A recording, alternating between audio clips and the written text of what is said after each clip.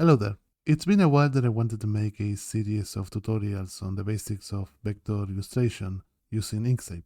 I had this idea of making real-time, step-by-step tutorials that are meant to be followed along and that shows you how to do basic things, specific objects and techniques that should help you get a hold of vector illustration and also build a library of knowledge to build upon. And this video will be the first in what's hopefully gonna be a long series of tutorials that follow the same format, step by step, in real time, and when possible project-based. If you're interested in the subject, I'll let you know that I have a free Inkscape course here on my channel that's super condensed, lasts about an hour or so, and that will be more than enough for you to understand and follow along this or any other tutorials I will be making in the future. I'll leave you a link in the description. So if this idea seems interesting to you, subscribe and hit the bell so you don't miss any new uploads. I do plan to release a new tutorial at least once a week, hopefully twice. I will also appreciate any feedback, so let me know what you think of this video or about the idea of the series in the comments. I wanted to start with something fun and easy yet exciting. In this video we'll be making this simple isometric scene from beginning to end. I will be showing some of my favorite basic techniques and workflows that I follow to make isometric art. Nothing of what we'll be doing here is gonna be difficult, so it's great for beginners to Inkscape and anyone interested in isometric art. Okay, so let's start by setting the document up. We need to set up the grid that we'll be using as a guide. Go to File, Document Properties. This is the document dialog where you can set up a few options related to how the document looks. And you should see a tab that says Grids. Here in the Creation dropdown, you get to choose the type of grid, rectangular or axonometric. Axonometric for our purposes just means isometric, so select Axonometric and hit New. You can see a grid was created in the canvas. If you feel comfortable with the way the things are, you can work as it is, but I will make some changes. If you're following along, I recommend you to copy my settings. First, I feel the size of each square is a bit too small. I'm gonna make them bigger. First of all, change this dropdown to px. This is how we work in pixels rather than the default millimeters. It's just easier. Then go to spacing Y, and here you can make it bigger and see what size works for you. I'm gonna change it to 50. Now you can see better the minor and major lines, but not clearly enough for my taste. So click on the Major Grid Line Color button and move the alpha slider to about 50. And while you're there, you might as well change the color to something else, anything that's not blue. You'll see why when we go into the drawing.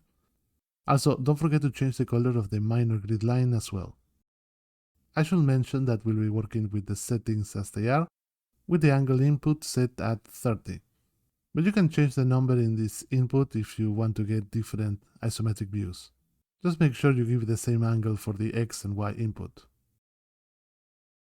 To be able to snap to this grid, you have to toggle on snapping here at the corner.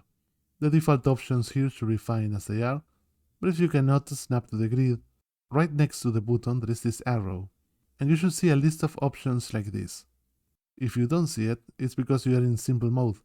You can switch to advanced mode with this button at the bottom. In advanced mode, you can see all the possible snapping options. Make sure the grids checkbox is enabled. Now you should be able to snap anything to the grid. By the way, if you ever want to see how something looks without all those lines on top of your drawing, you can hide them if you go to View, Page Grid. Okay, now we're ready to start drawing. Let's start by making the island. Grab the pen tool and make a rectangle of 3 by 3 big squares.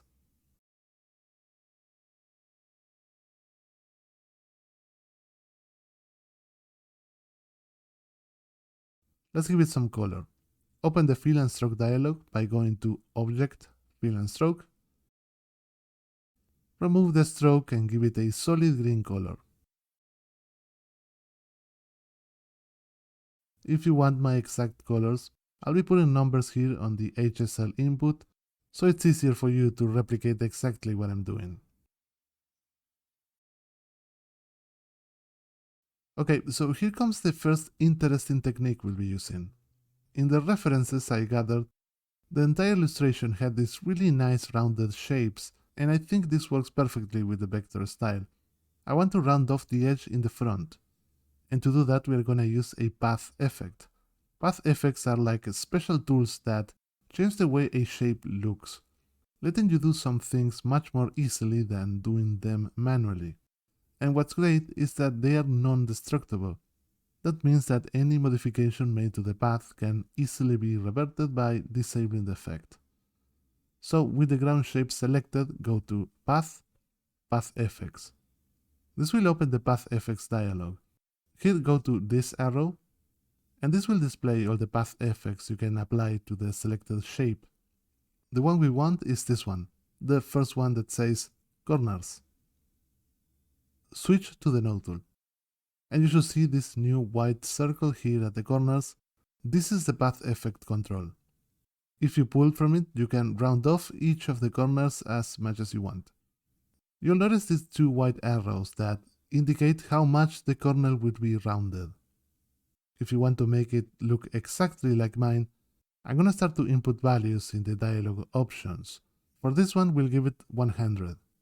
This will apply the same roundness to all the corners. We only want the corner closest to us, so go to the other ones and move the white arrow towards the node to remove the roundness completely. Now I want to create a grass overhang. To do that, duplicate the shape with Ctrl D. With the shape still selected, give it a darker green. Again, you can copy my colors if you want. Now move it one small square down. To make sure the corners snap, grab it closer from one of the corners. Inkscape prioritizes snapping from the node closest from where you grab the shape, so you should grab it from the corner. Now obviously move it below in the stack order by using the lower button in the tool controls of the object tool. Just a heads up, from now on I'll be using shortcuts, so you may not see me going to these buttons to lower or raise the order of a shape. But now we need to connect the shapes at the corners. For this we are going to need to add a couple of nodes. With the node tool, double-click anywhere on the line to add a node. Now here's the thing, because the path effect is still applied, this new node has a rounding effect, just like the other ones. You need to use the little white arrow to remove the roundness like you did before. And now you can grab the node and snap it to the corner. Repeat the same steps with the other side.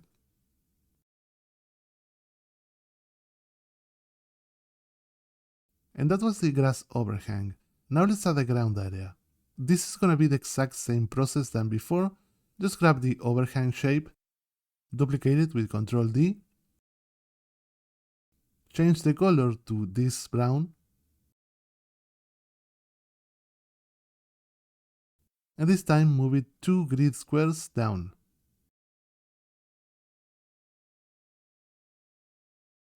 Set it to be below the two shapes like before.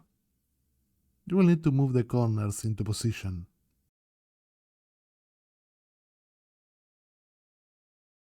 I want this to be an island, so we're gonna add some water around it. Grab the pen tool and make a rectangle that snaps to one big grid square away from the ground.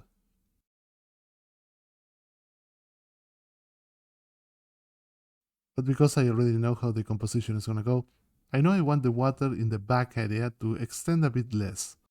So with the node tool, lower the upper node 2 small grid squares down, and adjust the other 2 nodes at the side so it looks like a proper square. Remove the strike and give it a nice ocean blue. Copy my colors if you want. And of course, move it to be below everything else. I think it would look nice if it was rounded like the rest of the illustration. Go to the Path Effects dialog, click on the arrow and add the corners effect. In the radius put 100, the same value than the ground. We are almost done with the island, but a nice little detail I noticed in the references was a bit of the ground section showing through the water. It looked really good and gave it a sense of weight I really like. So duplicate the ground shape with Ctrl D. Now change the color to a darker version of the blue of the water. Again, copy my colors if you need it. Move the shape down 3 small squares. Now move this shape to be below the ground shape but above the water shape. You'll need to adjust the corner nodes with the node tool. Just move them up to snap with the other corner. And we are done with the main shapes of the island. But now I think some detail will go a long way. A detail I found in the references was some lump of grass dropping down from the overhang. And I really liked that it made the whole area merge better with the ground section. So with the pen tool, draw these rectangles right next to the darker grass. Vary the width, but always make it a single square tile.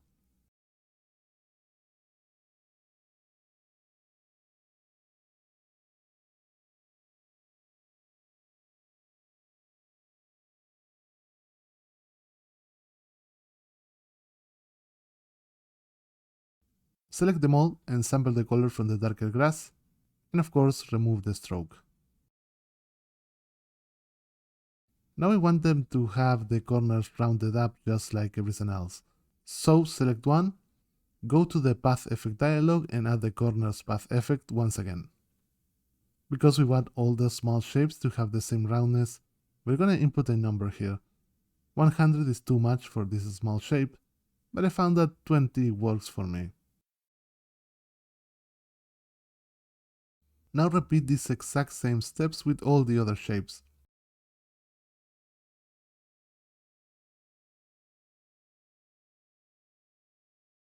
We do not want the upper corners to be rounded, so use the white triangles to remove them.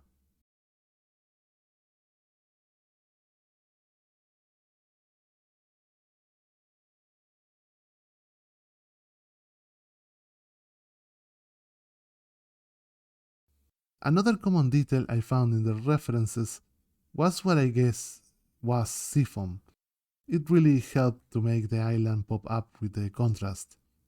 So with the pen tool, make a rectangle that's one small square distance from the area of the ground that's above the water.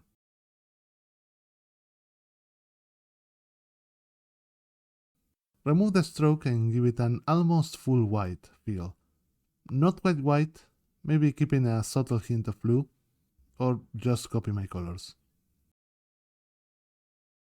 Move this shape to be below the ground but above the water. Now it's time to give it the roundness. You know what to do. Go to the Path Effect dialog and add the Corners effect. In the radius, we want the same radius than the ground, which, if you remember, was 100. But 100 doesn't look right with the corners at the side. Sadly, there is no way to set a number for individual corners. We could eyeball it, but just for the sake of practicing accuracy, a nice little trick you can do is to snap the control to one of the grid's corners. In this case, I snapped it to 1 square distance from the node. Now the roundness of both corners is exactly the same. And for the final detail, grab the pen tool and make more of these rectangles at the side of the water.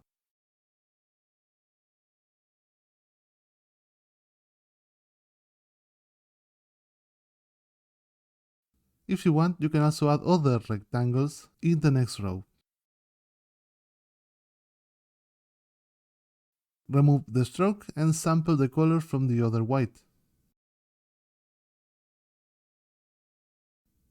Now go one by one and add the corner path effect, and remember that the value that we used for the radius was 20.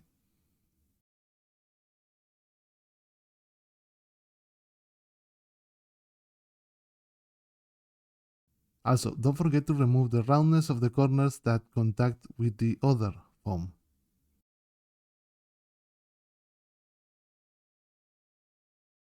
In the references, you often see this grass decoloration that adds a bit of noise to the area. So grab the pen tool and make this geometrical uneven shape. Stay 1 square away from the corner and don't make it too complex.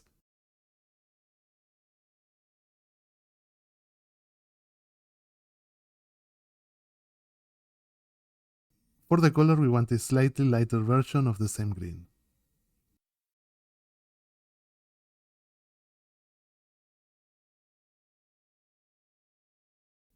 Since everything in this illustration is made of geometrical shapes with the corners rounded, again, go to the Path Effects dialog and add the corners effect. We use the value of 20 for the radius of small shapes, so it makes sense to use it here.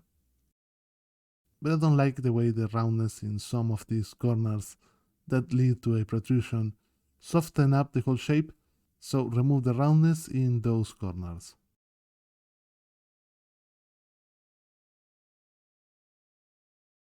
For the final detail, I want to add some small entrance to this area, like the ones you see in isometric video games. Just for fun, we're gonna build it to be a bit more modular so we can change the location later on if we change our minds. So grab the pen tool and make a rectangle of 2 by 4 small squares and sample the color from the grass. For the side, extend it at least 2 small squares down and sample the color from the ground. Don't forget to add the grass overhang on the first row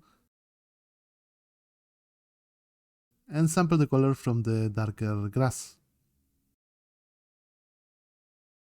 Now select all the shapes with the object tool and hit Ctrl G to group it, so we can work on it more easily.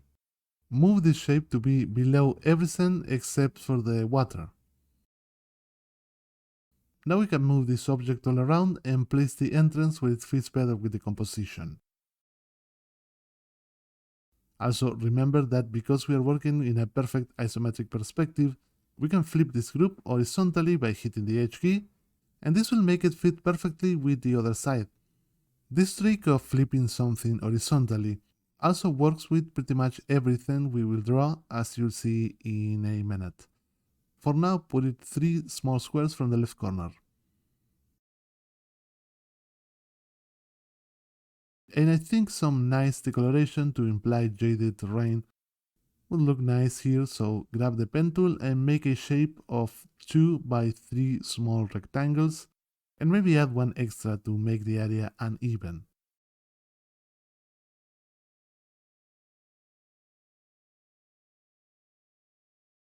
Give it this orange color.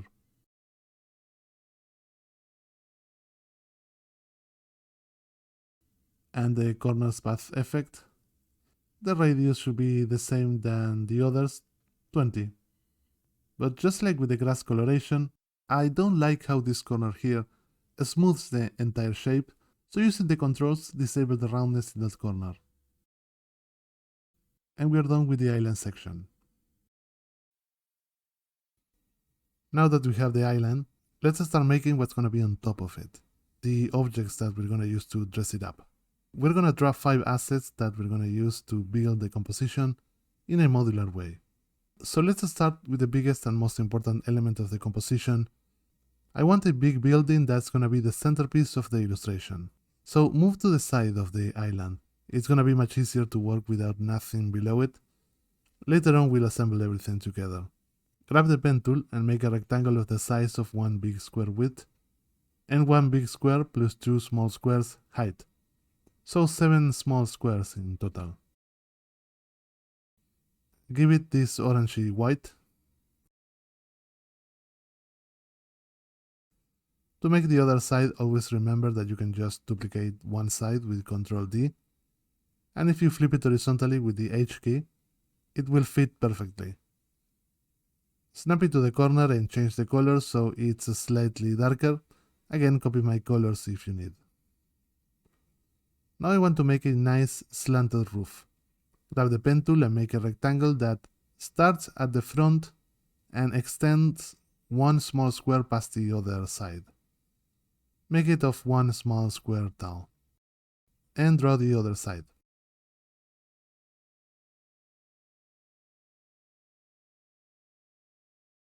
Remove the stroke and give it this color.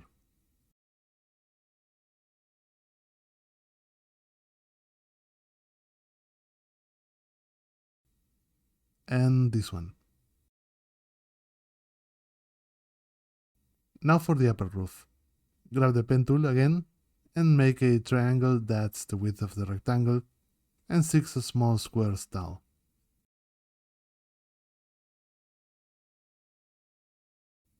Draw the two sections.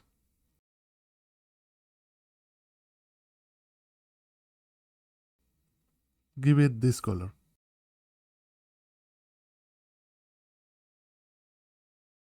And for the other side, this one. You can group the roof shape if you want. Now I think a nice little detail to add to the top will be a chimney. And I want to show you a nice little technique to build it using the grid. We're gonna build it big and take advantage of the grid, and then we'll adjust the size later on. So grab the pen tool and make a rectangle of 1 big square width and 2 height. Do the other side the same dimensions.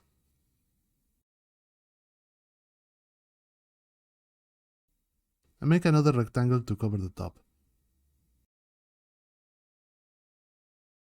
Now for the inner shape of the chimney, draw another rectangle on top, this time one small square smaller.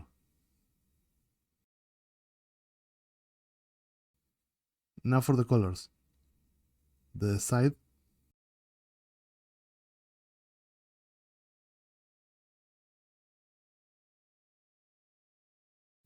the other side,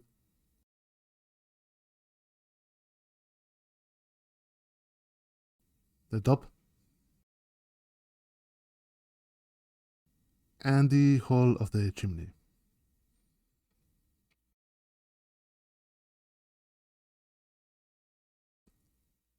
Group everything so it's easier to handle. Now here comes the interesting technique. Switch to the object tool and go to the little arrow in the bottom, this one. Now holding Control, scale up until the top snaps to the size of one small square. Move them to be behind the roof.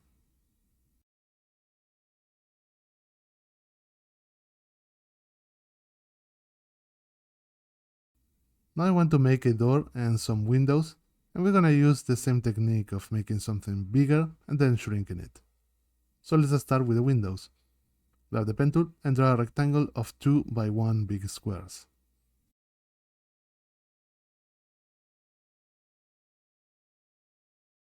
And draw another rectangle inside, but this time draw it one small square up and to the right, and make it match at the top and right side.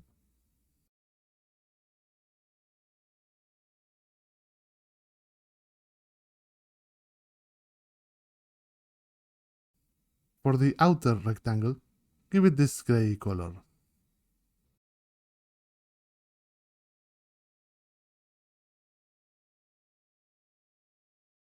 And for the windows, give it this orange. Select everything with the object tool and group it. Now repeat the same scaling technique from before, but this time scale it from the bottom left arrow to make the windows snap to 2 by 1 small squares.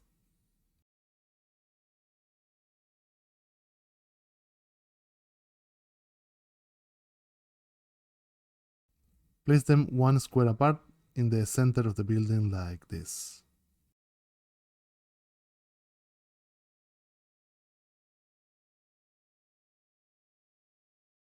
I want to make another big windows. We're gonna follow the exact same process, but this time start by making a rectangle of 2 by 3.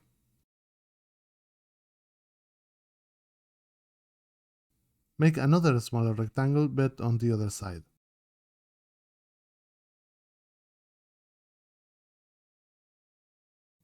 Remove the stroke and sample the colors from the other windows.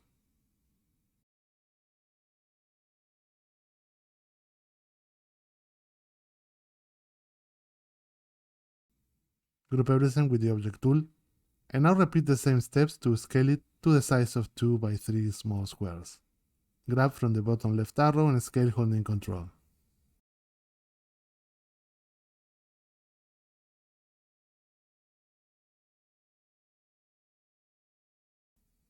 place this window in the center of the other wall at the same height than the other ones.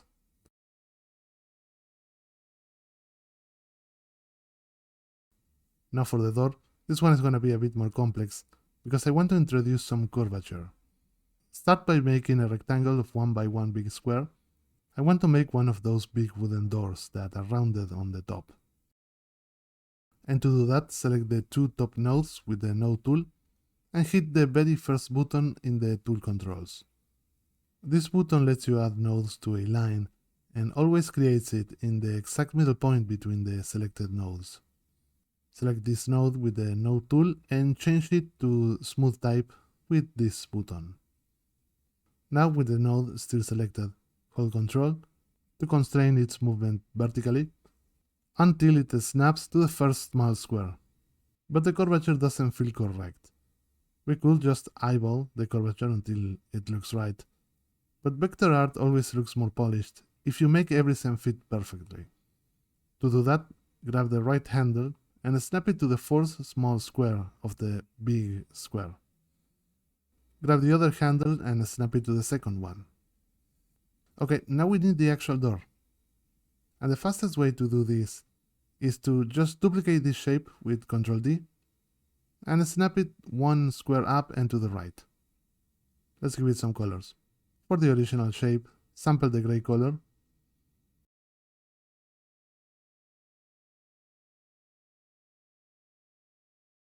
And for the actual door, give it this brown.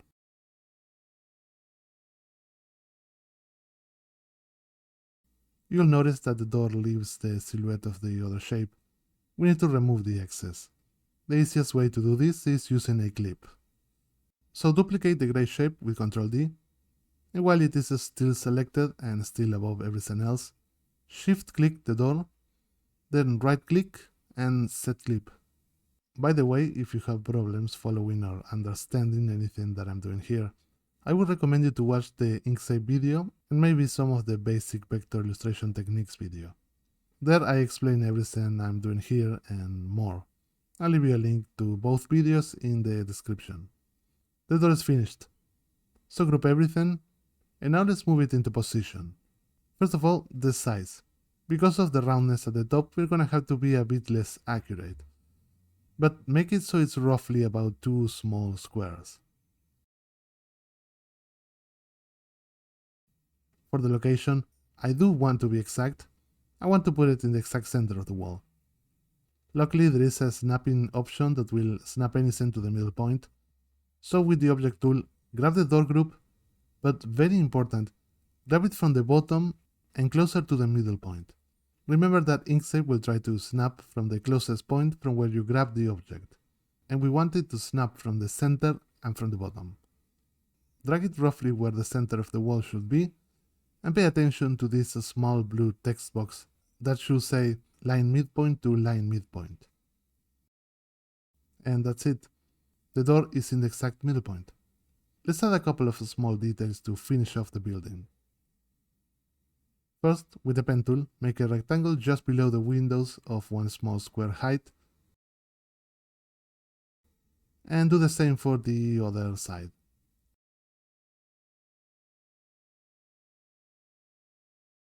Give it this color,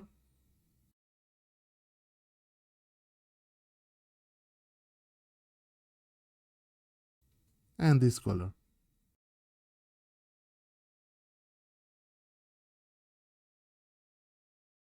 I think some small bricks sprinkled here and there would look really nice. So with the pen tool, draw 2 rectangles.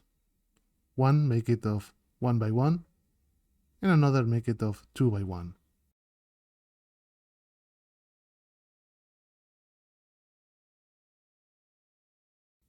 Sample the colors from the orange line in the wall for both.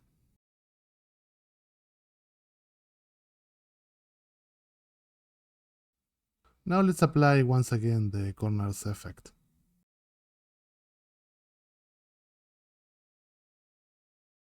And once again, let's give it a radius of 20 pixels.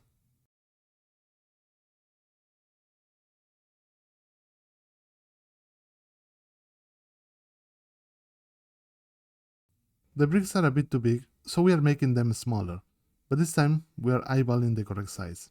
No need to line them up with the grid. And so it's easier to scale down, just disable snapping by clicking on the snapping button.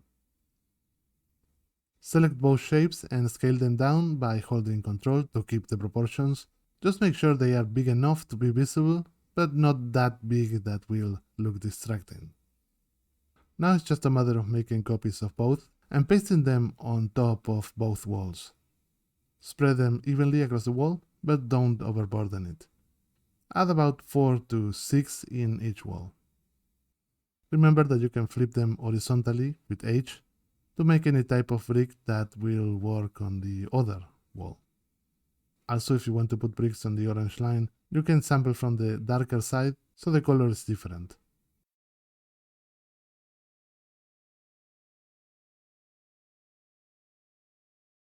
And now for the true final detail, I want to drop shadow on the bottom. So grab the pen tool and draw a rectangle one small square bigger than the building.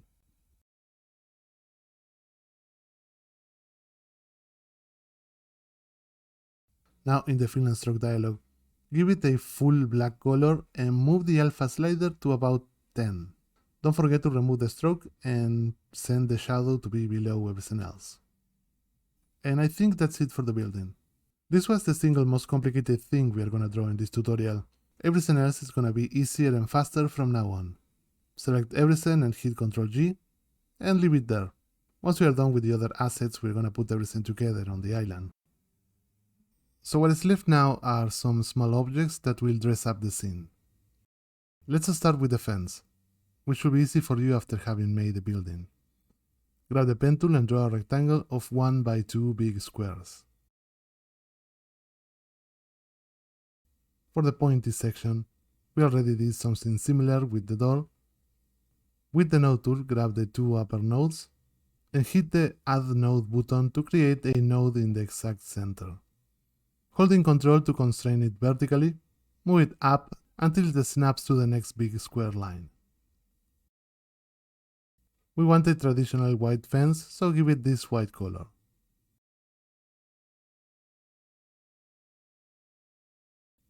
We also want to give it some thickness, so duplicate this shape with Ctrl D and move it 2 small squares up and 2 to the right. And change the color to a random one. Doesn't matter which, for as long as you can see clearly the difference between the two shapes. Move it behind. Now with the pen tool, fill the holes.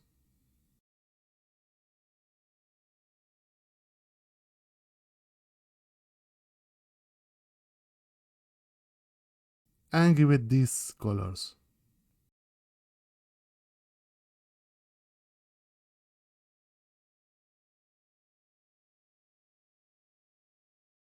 And this.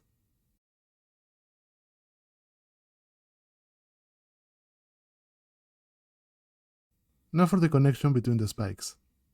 Starting 2 small squares down from the corner of the spike, with the pen tool, make a rectangle of the width of 1 big square and the height of 4 small ones. Give it the same color than the front. Now draw the top of the same width and depthness of the spike. Give it the same color than the angled surface.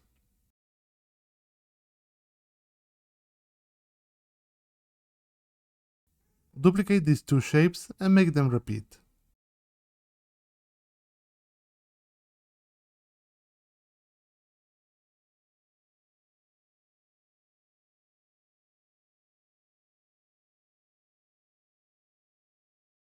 One final detail, the shadow. Draw a rectangle 1 small square bigger than the area of the fence.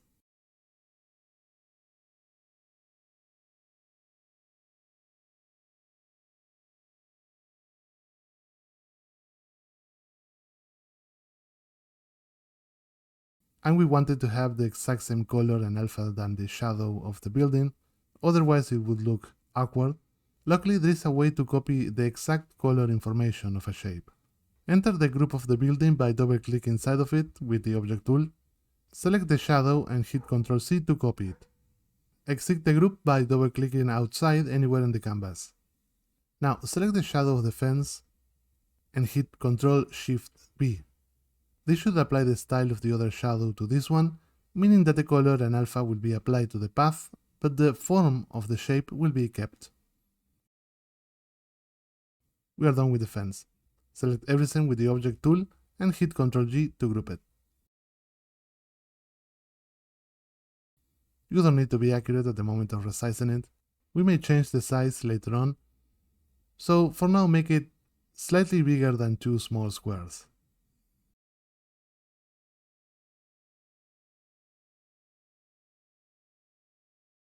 For the next object I wanted some quick and simple trees.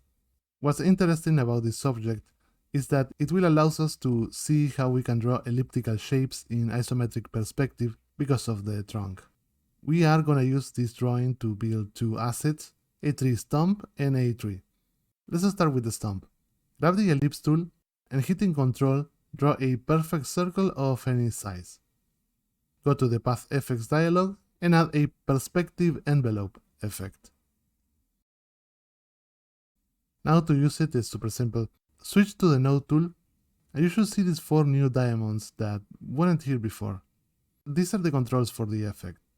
With the Node tool, make each corner snap to a big grid square.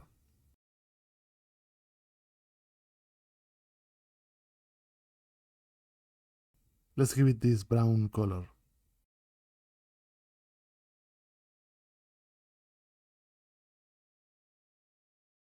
We have the bottom, now we need the top. Duplicate it and move it 1 big square up. There is no way to make it a snap with the object tool. You need to reposition the controls in the corners.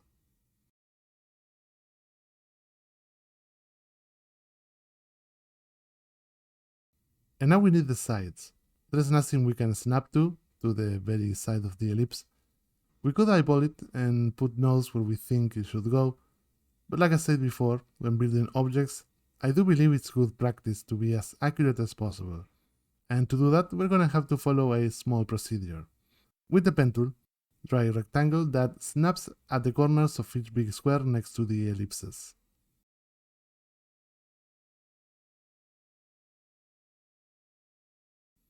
Now switch to the node tool, select 2 nodes on one side, and holding Ctrl to constrain the movement horizontally, move them until they snap at the sides of the ellipse.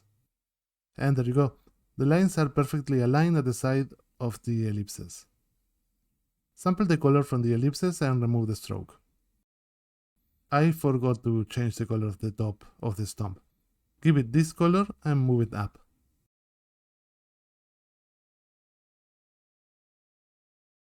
Because this is a cut down trunk, we want a small ring inside. Duplicate the top shape with Ctrl D and give it this color. Now holding both Ctrl and Shift at the same time, so it maintains the proportions and scale from the center. Make it smaller. Any quantity will look fine here. And the final detail, the shadow. Duplicate the bottom ellipse, and again holding Ctrl and Shift to scale, maintaining the proportions from the center. Scale outward. Here we don't need to be precise, just try to make the shadow noticeable from far away. Finally, give it the same color of the shadow we've been using by pasting the style like we did with the shadow of the fence.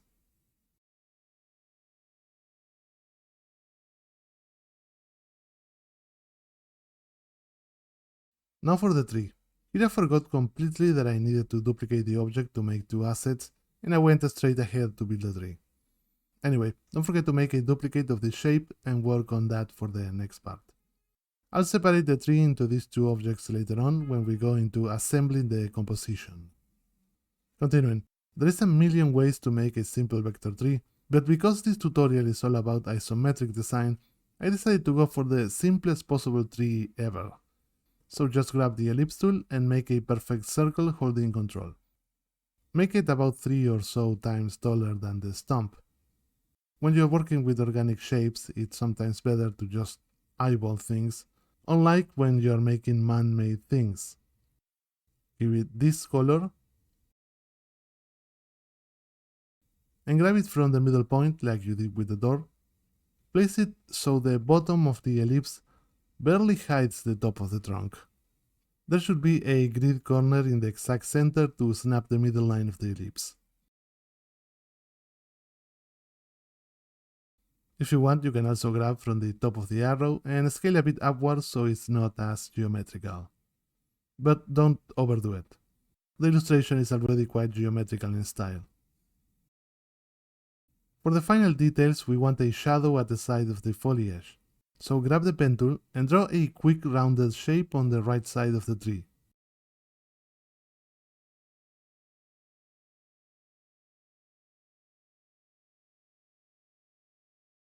We need to clip the shadow inside. Duplicate the foliage shape and holding Shift, select the shadow shape, left click, set clip. The shadow is gonna have the same color than all the other shadows, so you know what to do. Select any shadow we already made and hit Ctrl C to copy it, then select the shadow shape in the leaves and hit Ctrl Shift B to paste the color. I think the shadow at the bottom should be bigger now that it's a full tree. So select the shadow and holding Ctrl and Shift, make it bigger. Maybe smaller than the width of the foliage. And for some small final detail, how about some quick flowers? Just grab the ellipse tool and make some small perfect circles. 2 or 3, no more. And give it some whitish color. Here I just sample from the building front wall.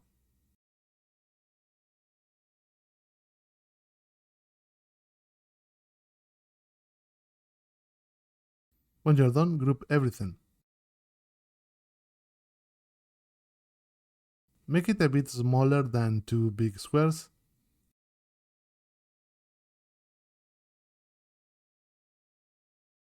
And we are done with the stump and the tree. Like I said before, later on I'll separate the tree and the stump. For now, let's move on to the next asset. I'm thinking I would like to sprinkle some flowers here and there. Very simple ones, nothing complex. This is gonna be quick. With the rectangle tool, make a perfect square and give it this color.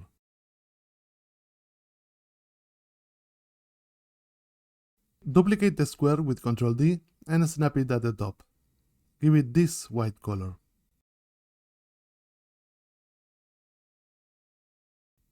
Now we need to round off the shape a bit. Of course, we are gonna use the familiar corners path effect. Because this time I don't know the exact size you're working on, check this box that says radius in percentage. This will make it so instead of using a particular roundness quantity, we changes according to the size. Now we work in percentages that won't be affected by size. A nice number here that worked for me is 50. Disable the roundness for the 2 corners that contact with the inner shape. Now duplicate the petal shape to the other 3 sides. Remember that you can hold Ctrl to rotate in angle increments.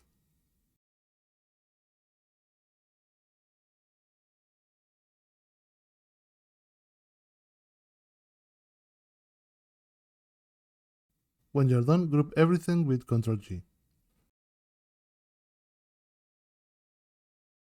Make it really small, about the size of a single small square or less.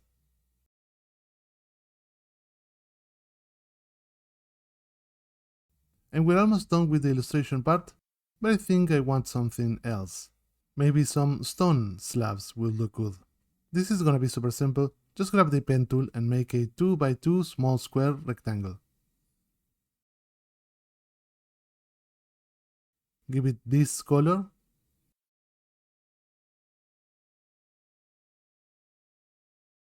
Apply a corner path effect. Give it the same radius than all the other small objects of 20. Now duplicate it. Change the color to this one. Move it slightly down. There is no need to be accurate in this case.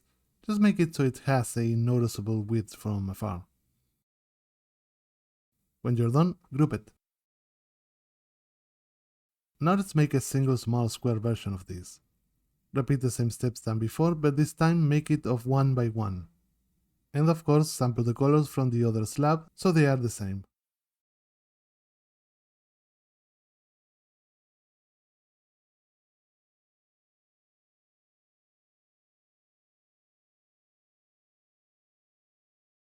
When you're done, group it. And that's it for the objects that will dress up the scene. Now it's time to finally put everything together in the final composition. Now that we have all the assets, it's time to do the fun part, putting everything together. The first step should be to disable snapping. I feel like snapping objects to a grid in this point will result in something more limiting than helpful. We're gonna work without it. Also, maybe you'll want to hide the grid so you can see the things better. In this particular island, there is nothing that indicates or forces a particular location for any of the assets, so it's truly up to you to make a nice composition with what you have. Of course, you are free to copy the placement of the assets to get the exact same composition that I did, but it may be more fun for you to play around and come up with something slightly different. A tip I can give you is to keep in mind that the centerpiece will probably be the building. All the other assets should be supporting that one. Another tip, try to balance things out and that no part of the illustration is too busy while others are too empty. And a final tip, don't be afraid to scale up or down the shapes. We are no longer staying to the grid, so we have that extra freedom. Use the flowers to occupy empty space and use the trees and fence sparingly. Maybe you can get creative and use the stones and fence to direct the eye towards the building. And of course, don't be afraid of adding your own assets or changing something. It is always beneficial to play around with art until it breaks. And we are close to be done. Of course, like with any illustration, there is a million things we could refine, but I think I'm calling it here. I think it looks fine for an illustration of about 1 hour. Well, we are done. If you got here following the tutorial, congratulations! I hope you have learned a thing or two about working with isometric designs in Inkscape. I would heavily appreciate if you give it a like and let me know what you think. Let me know what you thought about this idea of making real-time step-by-step tutorials, and if that's something you would like I keep doing. Any suggestions or feedback is highly appreciated. That was it for this tutorial. See you next video. Bye!